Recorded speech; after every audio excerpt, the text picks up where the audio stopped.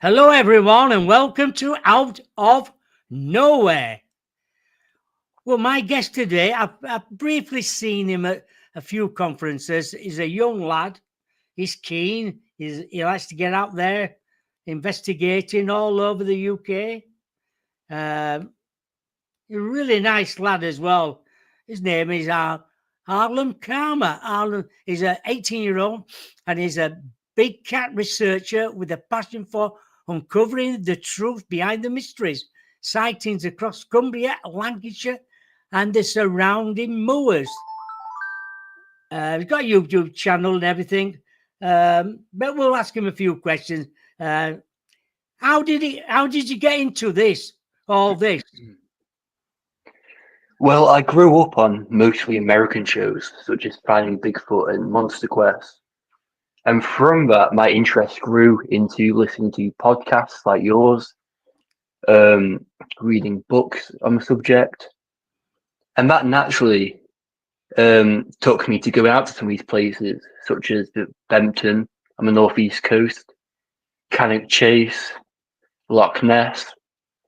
And from there, I just started my own channel and I've just built up over time. Don't it bother you going out on your own then? A lot of people ask me that, and to be completely truthful, I prefer going out on my own as opposed to with other people. I think there's a certain tranquility to it, I guess you could say, that makes it all the more eerie. Because I feel like you're more likely to experience something when you're by yourself on a moorland or in a forest than if you're with a big group of people. Whether it's because in a group you're loud and everything's going to keep away. I don't know, but I much prefer being out in nature by myself, 100%. I agree with you there as well. I think you can have too many people going out. When you get to about 10 or 15, it can be too much. And I always think, my God, nobody's going to appear tonight. There's too many people here. Mm. And you've got to be aware of the situation as well. You've got to think positive as well. But if you're out on your own, you can think, right, I'm just going to sit here or stand up and think, right, be positive and think something's going to appear tonight. And sometimes it does. It has at Bempton many a time. Exactly. I mean, Bempton's one of them places in it where you get a multitude of different phenomena. You've got dogman sightings, you get all the paranormal aspects as well, like the shadow figures that are seen on the cliff tops. And obviously you've got the UFOs and the lights that are seen overhead. I hear many people describe it like a portal, similar to that of Cannock Chase, where it is this kind of multi-phenomena going on. When you talk about Cannock Chase, what do you think? How do you think these creatures evolve then? Did they come out of portals, or are they? Well, you can't say they're going to. I'm not going to say they're human, but you can't say they're real life entities or not. Or what do you think's happening there? Why is this? I know for a fact there's pockets of places around the world where things happen. Cannock Chase is one, Bempton's another one. Why do you think places like that happen? Well, it's a weird one to answer because I think it depends which part of the subject you're looking at. Say the big cats, for example, they're obviously blood and flesh. There's nothing strange or otherworldly about them. They kind of just roam elusively in our countryside. But if you look at something a bit stranger, or like the dogmen or these werewolf-like entities which are seen, then you kind of have to go down the rabbit hole of clearly they're not blood and flesh. The UK has a small landmass, so they would have been seen by now, caught on camera, etc. The only possible explanation is that they are paranormal, interdimensional, or one of them otherworldly categories, because you get these locations and they are like portals because you get dogmen, these woodwose like creatures, which are quite interesting because they date back decades and decades ago. You know, there's medieval manuscripts talking about them. So I think there's something going on, some kind of portal, whether it takes them to other parts of the world or a completely different world entirely. Yeah. What's the strangest place you've been to as yet?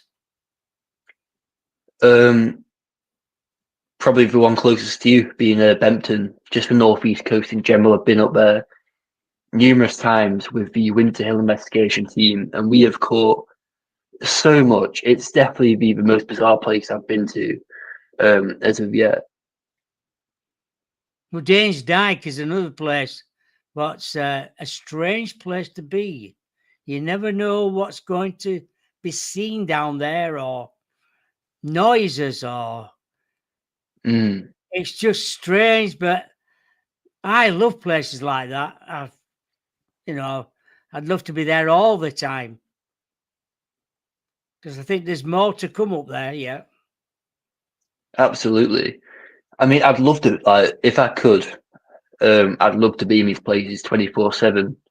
You know, if it was a nice cozy cabin that I could just go back to, I'd be there all the time investigating. Yeah, but with Bempton though, and with you talking about Dane's Dyke, I remember myself and Lee Rothko were walking there one night after the rest of the team had split up from us to go back to the cottage, and all of a sudden we heard this feline like scream, like what you'd expect from like a puma or mountain lion, which kind of correlates with some of the reports from the Dane's Dyke area where big cats have been seen. But it sounded like it was almost pouncing on something. 'Cause like when you play back the audio, you hear like I think it's an owl, and then you hear the scream as if something's caught the owl. It's a quite strange piece of footage, but there's definitely predatory felines on the East Coast, 100%. Because believe it or not, foxes scream as well up there. Oh, I know. I know foxes as well. Yeah, I've heard them many times. Yeah. yeah. Because I know somebody else who lives on tops in a farm, and she's heard them, and she said, "Oh, they're foxes, they are, but they're not all the time." Believe it or not. Here's there's a question already from Rebecca. Alan, what do your family and friends think about your interest? Thank you. It's kind of divided. My father's side of the family is very much interested in the phenomena of all things strange, but then my mother's side is less so and a lot more skeptical when it comes to the things I talk about. My friends don't really take an interest into it. So it's kind of I'm also like to keep a lot of it to myself. Really, if I do experience something, I usually won't really talk to it about other people, like to other people about it. What you do? You save it for your YouTube channel then? Yeah, I suppose so. Or do you want to save it for your documentaries? Yeah, I mean, it depends what it is. Because obviously, right now I'm working on my big cat documentary, Forest Tales and Fangs, where I'm recounting countless tales, eyewitness accounts from across the UK of people that have experienced these big cats, and I've captured quite a lot of strange stuff while out filming for this doc, and I've told a few people, but I've kept it more so secretive as almost a surprise, I guess, for when people actually view the film. But yeah, I mean, the amount of stuff I've had happen, I just haven't spoken about, but I plan to add to the channel. You know, videos, sound bits that I've received from other people, which I'm yet to use in any other way. Well, that's good, but people are getting involved with you and sending you snippets of things. That's how we build it up then. Exactly. exactly. But again, that's the thing. You don't know who you can trust because it's so easy nowadays to fake a piece of footage, whether that's with artificial intelligence or editing. So you've always got to be careful and skeptical yourself when you receive a third party video or anything like that. Yeah, yeah. So have you been up to Scotland then? Yes, and I'm planning to go a lot more this summer up to places such as Loch Lomond, Inverness. 'Cause I definitely want to go back to Loch Ness. What did Not you, just of the Loch Ness monster, but what? Yeah, but what did you think about Loch Ness then when you went there? it's a very eerie location because we went there when I was 9, so I was only a small child, and obviously I was more so interested in the stories that surrounded the Loch Ness monster. But we experienced something far stranger than any lake creature. Um, some of you may have heard of the very infamous occultist Aleister Crowley, who actually owned some places by the loch. And one night, me and my family went up there because my dad had an interest in that kind of occultist stuff. It was about 10 o'clock at night. We'd gone in. I already didn't like it. You know, it was pitch black. There was like headstones everywhere. And my dad was actually going to go into this kind of stone hut that had like stairs leading down it. And on the side of these stairs, there were pentagrams painted on them. Now, Yeah, just as he was going to walk down there, this shadowy figure could be seen kind of hovering up the stairs, like from Nosferatu. If any of you have seen that infamous scene where the vampire is walking up the stairs, very reminiscent to that. But just as he stepped out, a huge like horde almost of like house flies, really big flies, just swarmed us and chased us back to the car. And even when we got back into the car, they were still like hitting, like you could hear them. It was the weirdest thing I think I've ever experienced, especially for such a young age as well. It's really stuck with me. yeah. Well, when they're doing magic like that, anything you can open any portal then when they're doing things like that, and I think sometimes things can come out of there, out of a portal, like at Bempton, because they were down in the base down there. They were doing ritual things down there for quite a while, and you never know what opened up, what what things can come out like werewolves, anything. You just don't know. Mm, exactly. And there's so many places across the UK where apparent like satanic rituals have taken place where occultist groups have gone up there to worship whatever god they wish to. Um, and it always seems in these locations you get these strange bits of phenomena occurring. Oh yeah, they'd moved from Bempton. We don't know where they've gone now. But somebody said they're in the other side of Scarborough somewhere, but they'll always find somewhere to do things like that. Mm, exactly. I mean, I've always found the old RAF base on Bedford really interesting because of all the stories that I've heard Paul Sinclair talk about that are like around that area.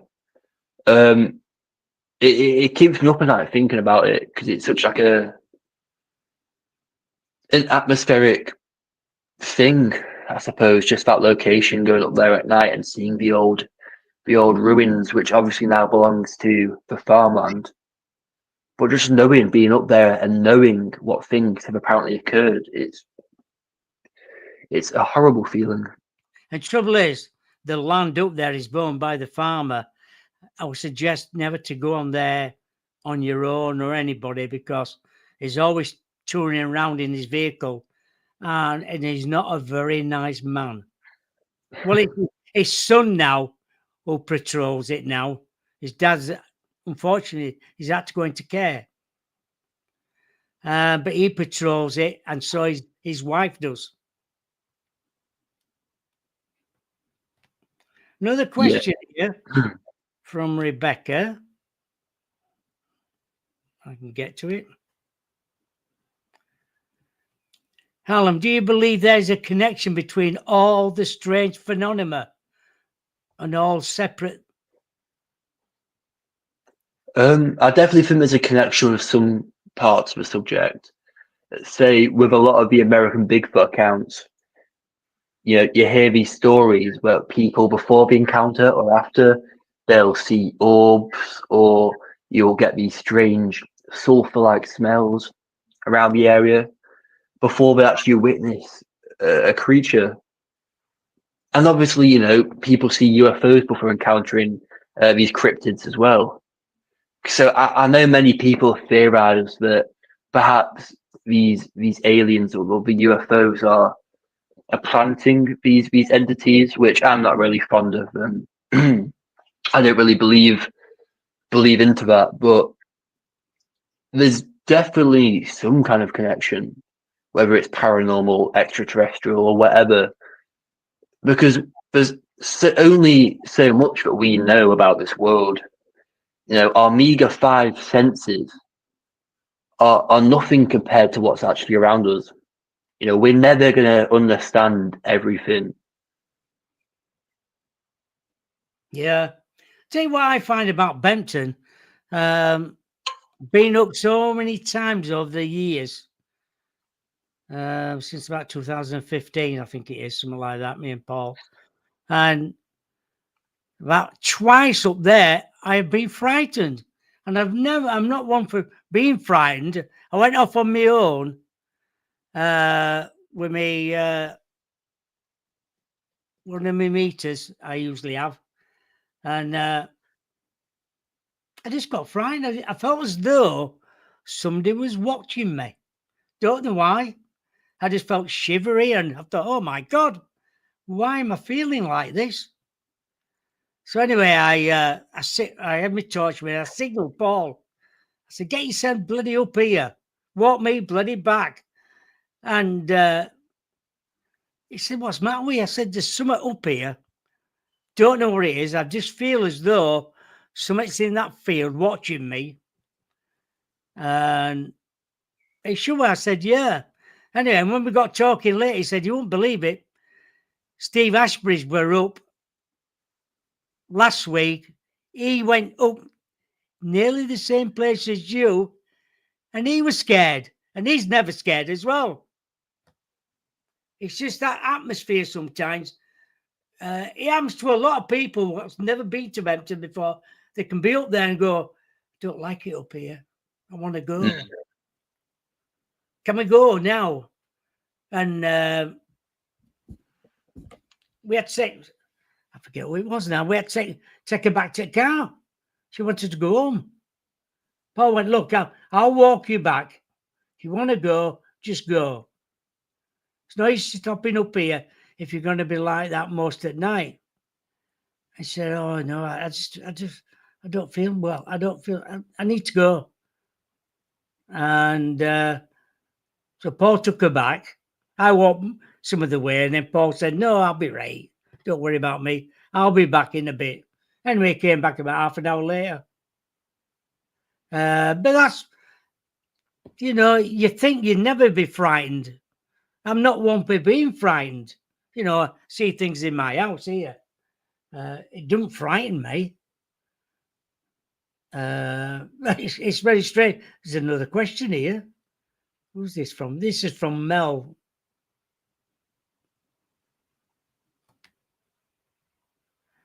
Alan, have you experienced anything extraordinary in your life?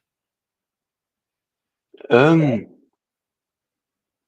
think the most the one that made the most effect, in my opinion, was when I witnessed a big cat last year. It was early January or February, and I was on a bus, the 505 bus to Hawkshead. And on the way, I looked to my right and I saw this black silhouetted shape. And it looked very feline. You could see the huge tail that, you know, melanistic leopards have.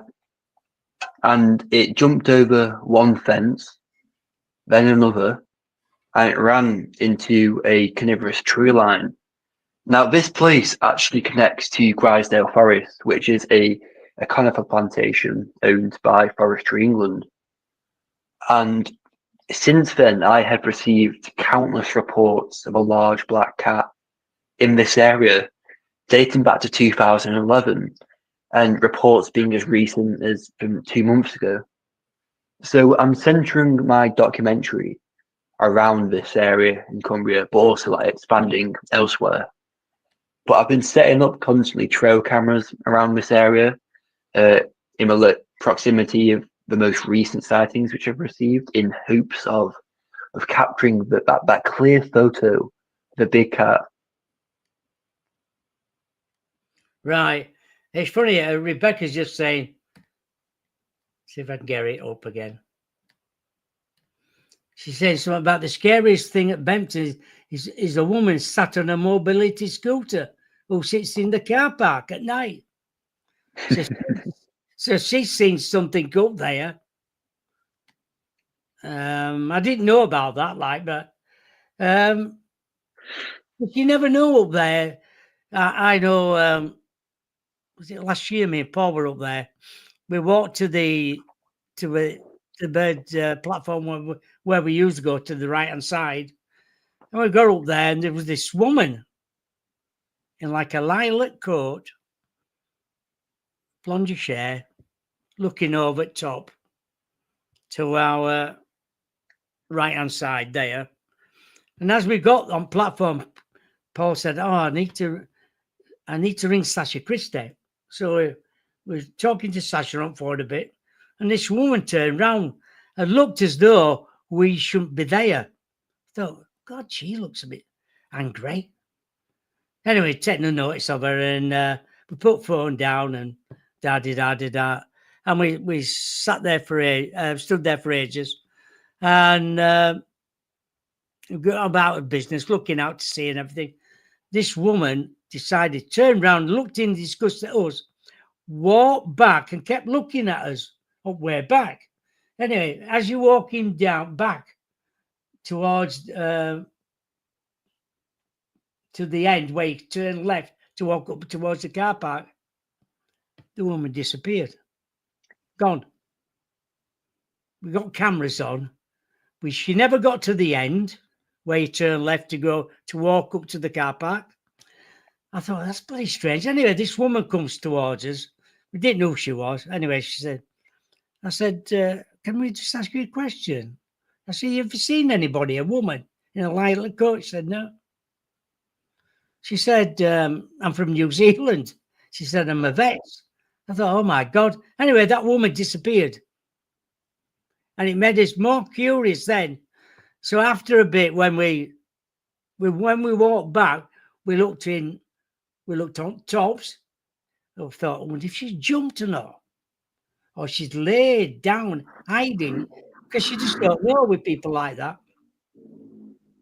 Vanished, completely vanished. And trouble is, if she's come from, I don't know, say West Yorkshire, she won't be classed as missing round this area, only in West Yorkshire.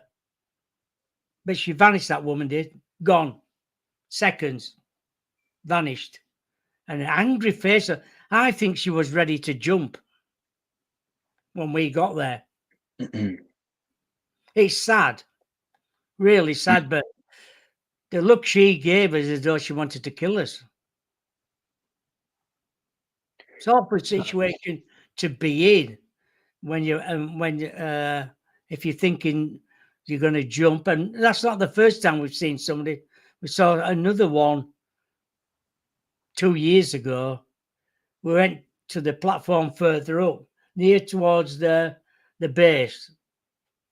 And we're up there, and we saw this bloke walk down. And I mean, it was quite cold. He was in a T-shirt. I thought, how strange is that? Nothing with him at all. He got to the platform. And you could see him looking over. I said to Paul, he's going to bloody jump, that bloke.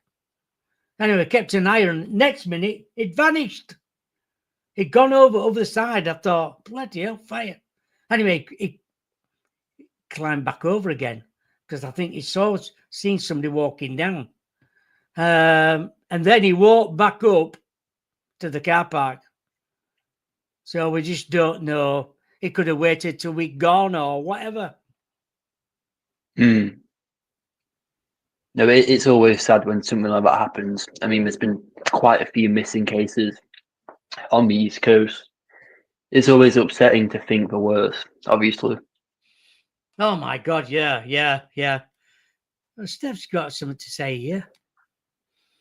Anyone have a full spectrum camera? I've been researching them. They photograph in all spectrums: IR, visible, X-ray, and gamma. Don't know about that. I'll inquire about that. Because if it's any good, something like that would be great to use up at Bempton. Never heard of one. But look into it. That's what you've got to do, innit? Oh yeah, I mean, Where do you think all these animals come from? You know, like the Black Panther and all these. People see all these different. I know in 1976, I think it was, when the Wildlife Act came into process, if you had any animals like that, you had to hand them in to your local zoo or like that. But a lot of people just went to woods and let them out. I mean, yeah, I mean, apparently a lot of people seem to think that since then they've actually bred on creating like a small population of, I guess, native predatory felines in the countryside. And I won't be surprised even like to this day if like really, really rich people are still letting them out. Yeah, I mean, it was only recently that up in Scotland, the lynxes were illegally released. Obviously, they were captured in short time. But I won't be surprised if it's going on right now. You know, these rich, careless people are just letting them go because they can't be asked. You know, keeping them. Yeah. Have you had anything happen in your house? Anything? Have you seen any ghosts or anything like that? Nothing particularly notable. No. What about in the investigations then? Shadows or like that? Yeah, there's been quite a few instances where there's been kind of shadows, humanoid shaped shadows present. Bempton is the most notable one, where myself and the Winter Hill team, there was just like this kind of shadow entity moving about, which I personally think is the demonic presence which might have been summoned up at the RAF base during like the 70s and 80s. Because I don't think it's been banished. I think it just stays about land now. And I think that's what a lot of people do encounter when we go up there, this shadow, this spectral entity. Well, you know, I like what we see up there. Many a time we see these orange lights appear in the sky. They're really, when you look at them, you think, oh my God, look at them. They're not flares. Like they say, oh, they're flares and load of rubbish. Because they can appear like that, move to the left, go up a bit further or go further round. We saw 13 in one night in a 20-minute spell. 13 appeared in different places. And they appear sometimes when somebody new arrives up there. I know Jason came from Blackpool and we're walking down from the car park. We're talking about them orange lights. He said, is that one of them over there, Paul? I thought, oh my God. Anyway, when we got to platform, 7 or 8 times they appeared, and even Jason got them on video. And he went, I've heard you talk about these over these years, and I never think I would see one and record them. And he'd been up there numerous times and never seen a thing. That's how it gets you, though. A lot of the time, it's you always experience something when it is your first time going up on the cliff tops. I know that's certainly happened to me. So yeah, it's always by chance, I think. And then you can be up there for another 6 months and see nothing at all. And you could be going 3 times a week, and you think, my God, I wish we could see something. And then you think, oh, that's another night wasted. But it's not really, because if you don't go, you don't see. That's what I always say. Exactly. You've got to be there to see it. Because you're not going to see anything if you're not constantly going out there researching. You're not going to witness anything. You're not going to find anything. Because that one day that you don't go out there, something extraordinary could happen and you miss it and you never know about it. Hey, and it does, because people will ring Paul up and say, did you see them up there last night? No, we didn't go up. Oh, I could see them from Scarborough. And you think, oh my God, why didn't we go? Mm. Have you ever been to Rendlesham then? No, it's one of them places that I do really want to go to, though, because obviously you have the Rendlesham case with all the UFO and military stuff. And then there's been the odd sighting of like cryptids and stuff. But no, it's just a shame it's so far away because it's right down south. And at the moment, I'm kind of stuck when it comes to travel. I'm only 18, but I definitely plan to go there in the next few years, 100%. Steph's in chat room. She's just saying, I agree, Harlem. I think the satanics have opened up something which has a very negative effect on people at Bempton. Yeah, it's all to do with the energy of a location.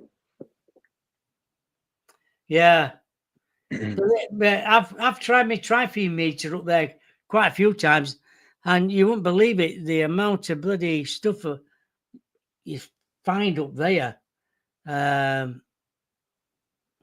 It's amazing, really, what you can feel up there, the energies. Oh, excuse me. I must have got a tickle in my throat. Where would you like to go in the UK? If you could get chance. I'd love to investigate more into Exmoor, Bodminmoor, and Dartmoor because it's not just the big cats that have been sighted down there. You've got all these other legends and folklore which have been conjured up over time down there, and I'd love to look more into like that kind of phenomenon. So you've got like the hairy hands of Dartmoor, which is a really strange one, but obviously also the big cats. I'd love to investigate more into. Oh yeah, what about the pig man? The pig man. I've always been stuck when it came to the pig man. I personally don't think it's anything other than folk tales and the military making up lies to keep people off of the land when it was being used. I mean, you've got recent reports, but they can easily be fake, making them up and stuff. So I don't think there's much conclusive evidence to say that a pig man is anything more than man-made. Or do you think it's folklore then? Yeah, I'd put it into a more folklorish category, definitely. Because that's where a lot of them come from originally, don't they? Like the Flixton werewolf. Yeah. The Flixton werewolf's a very interesting one because that dates back years and years ago. Oh, it does, definitely, years ago. But when there's been some sightings over the last 3 or 4 years, it's just a strange thing. We think, a werewolf, honestly, a werewolf has been seen. And then when Paul's interviewed the people, and it's right, they have seen them. So I was there when they interviewed two people who came up for a weekend at Flamborough and saw one of them. And they passed it already, walked down the steps and thought, well, God, we can't stand this place. It's strange. They thought originally it was a statue. And when they came back and looked again, it started to move. And I forget his name now. I forget her bloody name.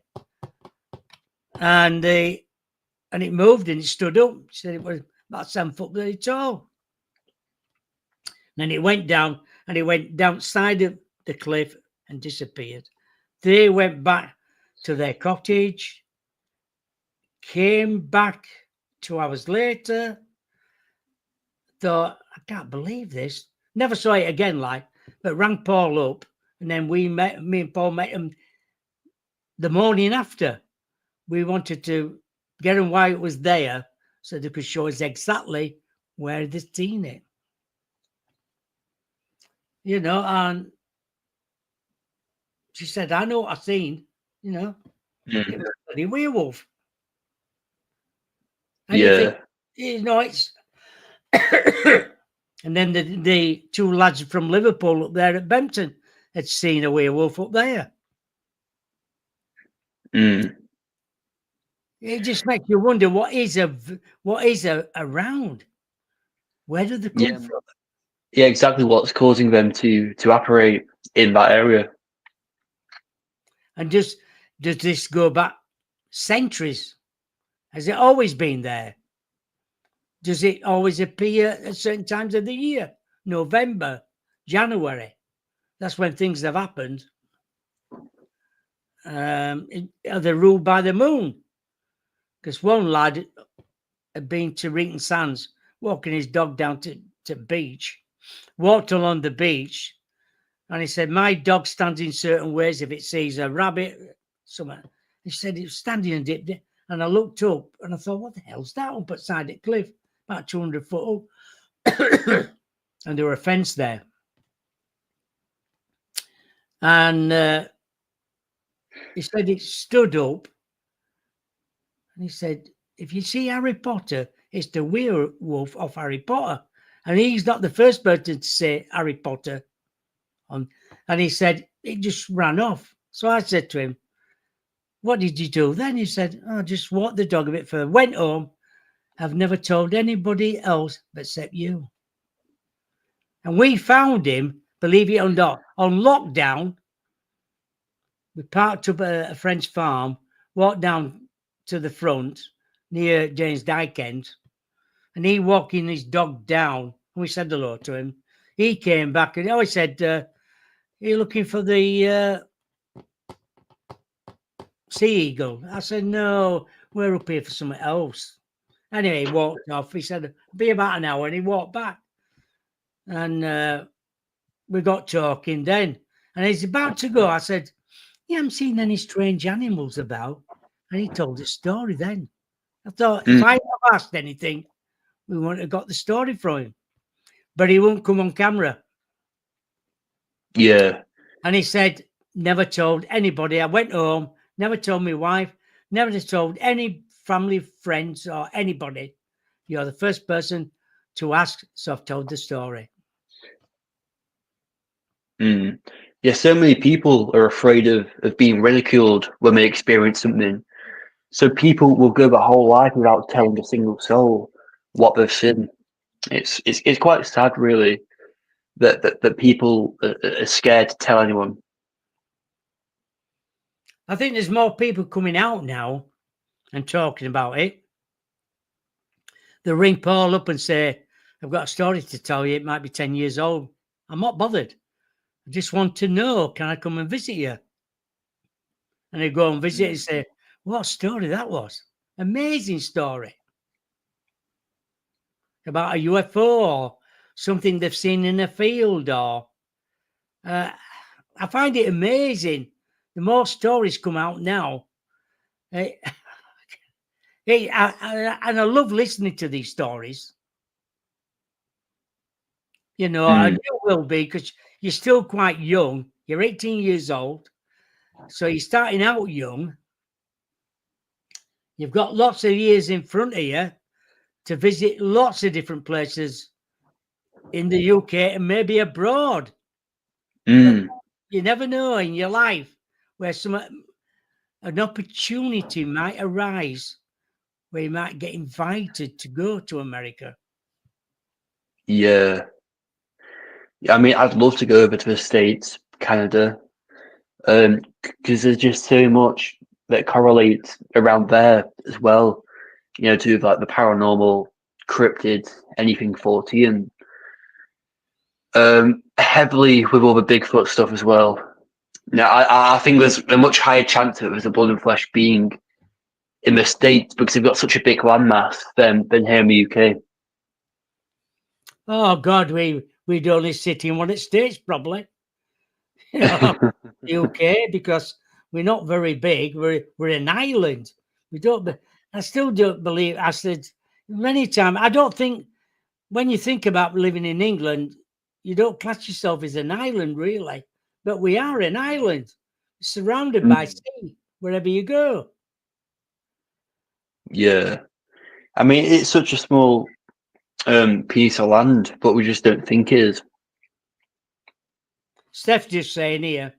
I'll read it out anyway. I'll put it in. I believe mining has a lot to do with this strange phenomenon. We live in a littered with mines, and there are loads of strange phenomena, legends of the area. That's true. And then Joanne's just saying, have you any plans to write a book then, Harlem? Yeah, I am currently writing a companion book to go with a documentary to do with all my big cat research and many of the sightings from around the UK. So that's going to include my sighting, everything that I've found, eyewitness accounts, you know, theories, hypotheses. I can't say that word. Yeah, but that general kind of stuff, yeah. Well, you're quite young to get into it, so do you always write things down every time you come home? Like a diary? Rarely, to be honest. I've never really got into like writing diaries unless it's like a script or anything like that. I won't usually write because I like to consider that I've got a fairly good memory. Yeah, I remember such like small things. It's better if you write things down. I always write it in a diary. As soon as I get in, I'll write, I've been to Bempton, so and so were there. We saw so and so. I always look at my watch as well and think, right, 7:15 or 8:15, and I'll write it down. So I know Paul will ask me later. And it might not be a month later, it might be 2 months later, and he'll say, you remember when we went up there and we saw then? What date were it? And I can look, I'll say, right, I'll go and look, and it's there. Mm-hmm. And it always, if you write things down, when you're writing a book, you can extend to that as well, what you've written down there. Yeah, I suppose I might try and start doing that actually. When I do go out, boots on the ground, field researching. Because a lot of people write books, that's what they do. They write things down, or they're talking to a mic. You know, I've been to Bempton, da-da-da-da-da, and then collect all that evidence and then write it all down and write a book. But think about it anyway. You've lots of years ahead of you. Are you still going out with Winter Hill Mob? Yeah, as much as I can. It's still quite a trek to actually get down to them, but I do try and get out as much as I can. Where do they live? Where do they live from you? I'm by Lancaster. They're like around like Manchester, Greater Manchester area. So it's a good because I usually have to take my bus or a train. It's a good like 2 hours or so to actually travel down there. Oh my God! And you're in Lancaster. Yeah, I'm right at the tip top of Lancashire. I'm going to say I know where you are. Yeah, I know you. So you don't drive then? Not yet. I'd love to, but I just wouldn't trust myself on the motorways and stuff. So I'm waiting until next year when I feel like I'll be a bit more responsible per se. No, that's fair enough. It's fair enough. So you're travelling everywhere on buses and trains. Mm. So it's quite hard to get around then. It absolutely is, and it gets really frustrating as well, especially on the bus when I'm constantly going up to the lakes. Uh, like I've been on it so many times, like I never see anything new, so I know what exactly is coming up at the next like roundabout, whatever. Um, so it's quite difficult mentally, getting around that way, but it's doable. You know, it's a lot cheaper as well than paying for petrol or anything. Yeah, but it'd be nice to have a car so you can get around to places you want to get around and probably sleep in the car. Mm.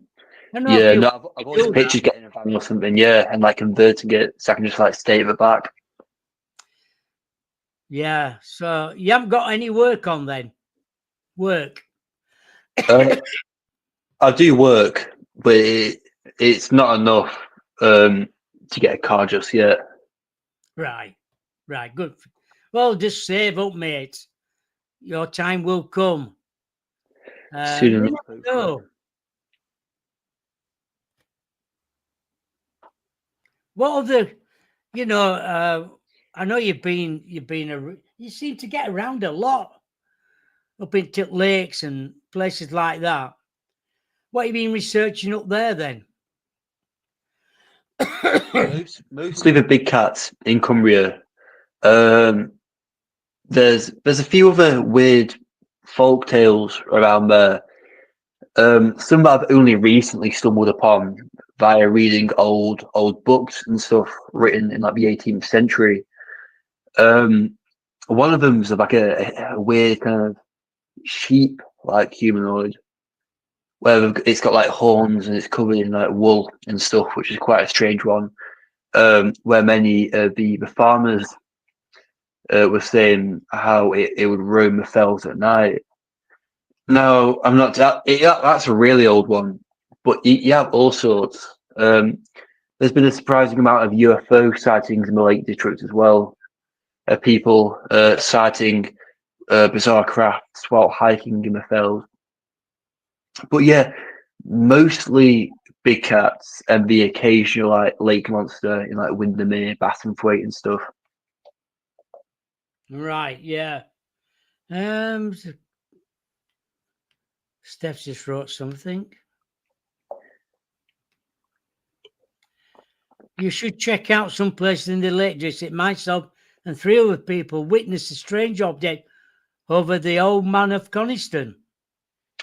I've heard quite a few stuff from Coniston actually. I remember there was another UFO account from there. I've only been up there twice, so I definitely need to do some more investigating because obviously it's got the copper mines as well, which again, like the previous comment said, to do with all these like mining and stuff. So it is a reoccurring factor. Yes, it is, yeah. Oh, yeah, I've been up to Coniston Water, but that's a Mm. long time ago. Stopped up there, but never thought about looking over there. Did a lot of walk, Yeah. did a lot of walking up there. So what you got planned for this year? I'm going to say this year, this summer. Mm. Are you having some This time off gonna work? no, no. I feel like I need to carry on working so I can like afford like the train to constantly get around. This summer, I am prioritizing interviews with eyewitnesses, investigators, researchers across the country for my documentary. But I'm also going to be going down to Cannock Chase for a few days to film another documentary down there. Um, so Yeah, the Cannock Chase documentary, the Big Cat documentary, are my main focuses for this summer, I suppose, because I hope to premiere the Big Cat documentary, Forest Tales and Fangs, at a 14 film festival in Warrington in November. So I'm hoping to get a majority of the footage done to premiere there, and then later on release the full film on YouTube at the end of the year. You do well putting it all together yourself. Do you do it yourself then? Put it all together. I do everything myself, so obviously getting out there, filming, contacting people. Yeah, And putting the documentary together as well. yeah. Yeah, you must be good on computers. I'd like to think so. Yeah, being so young. Yeah, because well, I'm not a young boy anymore. I'm not a young lad anymore, but I find it hard sometimes. It's only last what I should say 15 years really since I've been on laptop really. Mm, But when you were coming up at school, you were probably brought up with laptops and things like that. Well, I wasn't. We never had anything like. We never had a luxury like that. You had to do it by your mind, adding numbers up. yeah, yeah. I mean, we're still quite persistent with not using calculators. Unfortunately, I wish they were a bit more easy on that, but no, no. Right? Yeah. Are you doing your GSEs or anything like that then? I've done my GCSEs because I'm in college at the moment, so I'm currently on a photography and film course to like help with like any future stuff to do with filming documentaries and films and stuff. And that's a good thing to be in then, No, 100%. because you'll learn at college as well how to do all this and Mm, get ideas. Can you borrow some of their equipment sometimes then? yeah, yeah. No, because we pay like a little fee at the beginning of the year, and that basically means that we can take out equipment whenever we need it.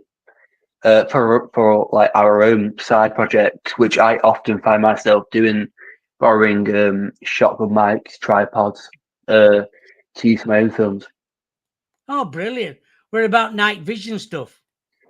I've got a pair of night vision goggles, which I've not used too much, but I definitely plan to over the summer when I go out camping, looking for these big cats. Yeah, I think it's a good thing to have is a night vision because I think you miss a lot out if you haven't got one. It's all right having a decent camera, but if you can't use it for at night time, no good at all. Exactly. Yeah. You just need to save up and get some.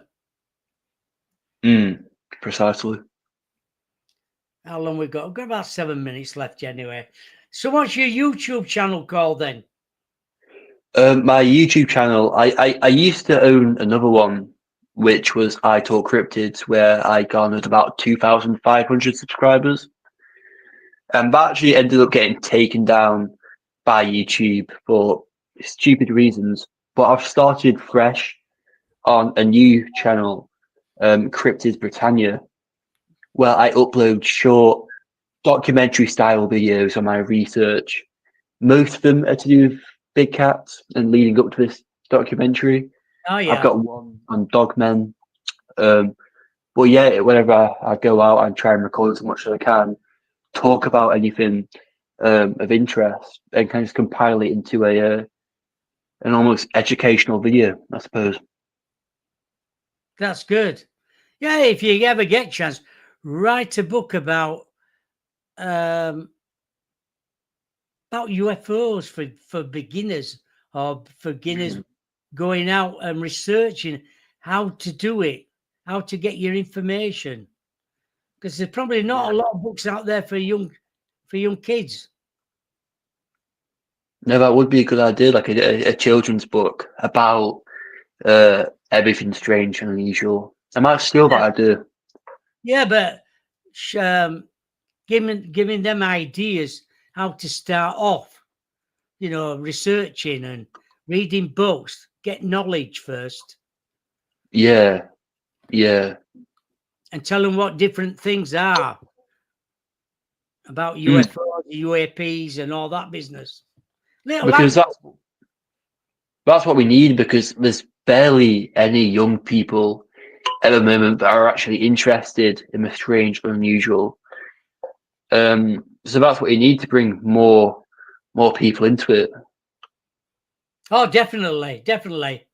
A lot of these researchers from years ago have nothing new to talk about. Yeah. Unfortunately, they're still living in the past. Mm. A lot of people in the chat room will say the same, basically. If you ever go to one of their conferences and they talk, it's just the same thing. Not against them, they're doing the circuit. They'll do it all over America. They'll do it in Europe. They'll do it in the UK. They'll be down in Australia next minute. Back to the UK, Exactly. into America. It's like full time. Yeah, but when they're talking about the same thing over and over again, because you got to think, it's for people that are paying to actually see them talk. And no one wants to pay again and again and again to listen to the exact same script, if you get what I mean. Because it does get boring, 100%. I know it does. So what you got planned for the future then? What do you see yourself doing? I wanna expand. I'd love to have my own production company where I've got, like a bigger budget, and I can make just generally better films while traveling across the world, going to places, in Asia, America, Africa, where you get other sightings and stuff. Yeah, well, you need a budget for that. Or you Oh, I know, yeah. you need sponsors. That's what I'm thinking. If I can get this perfect big cat photo, and if that goes everywhere, I'll hopefully get people that will want to, dip in some money and try expand the search for these creatures. That's why I've started young. But yeah, no, yeah, I mean, that's what I want to do. I mean, I know it's only a dream so far, but yeah. Well, a lot of them, when they do YouTube or anything like that, or do shows, if you get over 1,000 views, that's when you start making money. Mm. That's when you start getting adverts put on. That's the way forward. If you can accumulate more people in your chat room, get them, but people like that. You need to write a book, and once you get your book out, people tend to follow you more, I think. Yeah. And you get Brings more you out to a wider audience. Yeah. People get to know you out there then, around the world. And then you get donations then, and that's when you can start thinking about buying better equipment. But you've got to look into things like that. Yeah, no, of course. My device is like about to run out of battery. Oh, that's no problem. We're about 2 minutes left anyway. But thank you for being on the show. Thank you so much for having me. I say this again and again and again. I just love talking to like-minded people, that are interested in the same subjects that I am. So it's always a pleasure. Well, thank you very much. My guest next Wednesday is Lance Hightower. It's supposed to be. It was supposed to be on a couple of weeks ago, but he couldn't make it, unfortunately. Something happened with his computer anyway, and I've got a better computer now anyway, so I won't have any. I'm not going to say anything happened to it, but when you start talking about UFOs, anything like that, there's always people out there listening to you. So you've just got to be careful what you say sometimes. But thank you again. So next Wednesday, it's Lance Hightower. That's 4th of June. And next Friday, it's Lee Ample. Oh, excuse me. Lee Ample next week as well, next Friday. They're both from America anyway. But Stephanie's saying, great show, Bob. Brilliant guest. Good luck, Harlem. You are the next 10 generation. Thank you so much, Harlem, from Rebecca. Glorious, come on. Gonzalez. Thank you so much, Harlem. I think you're awesome. Well, there you go. I like it. I like it. Anyway, thank you again. I'll let you go. She's going to run out.